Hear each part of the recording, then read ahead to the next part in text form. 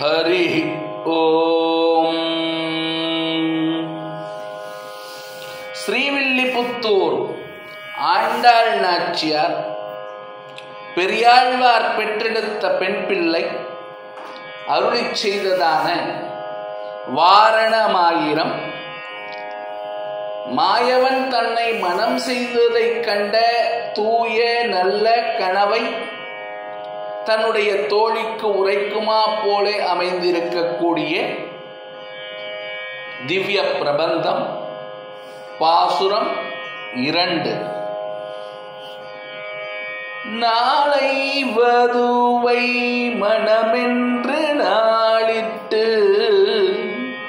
பாலை கமுகு பரிசுடை பந்தல் கீழ் கோளரி மாதவன் கோவிந்தன் என்பானோர் காலை புகுத கணா கண்டேன் தோழினான்.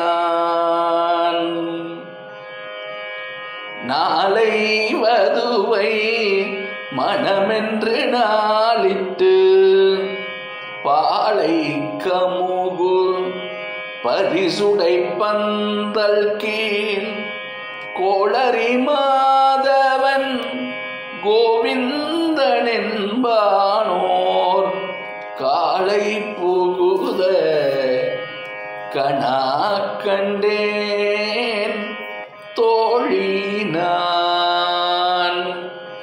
என்பது வாரணமாயிரத்தினுடைய 2வது பாசுரம். இதனுடைய பொருள் விளக்கம்: அழகிய இளமையான தோழியே, நாளைய தினம் மணப்பெண்ணிற்கு திருமணம் நடைபெறும் என்று நிச்சயித்துக் கொண்டு பாலைகளோடு கமுகு மரங்களாலும் மிக அழகாக மணப்பந்தல் அலங்கரித்த நேரத்தில் நரனும் சிங்கமும் கலந்த காண்பதற்கு மிக அழகான உருவமுடையவனும் திருமகளை என்றும் பிரியாமல் தன்னுடைய ஹிருதய கமலத்திலே தாங்கியுள்ளவனும் ஜீவாத்மாக்களை நன்றாக காக்கின்றவனுமாகிய பரமாத்மா ஸ்ரீமன் நாராயணன் அழகான இளங்காளையை போன்று அந்த அழகான பந்தலின் கீழே புகுவதை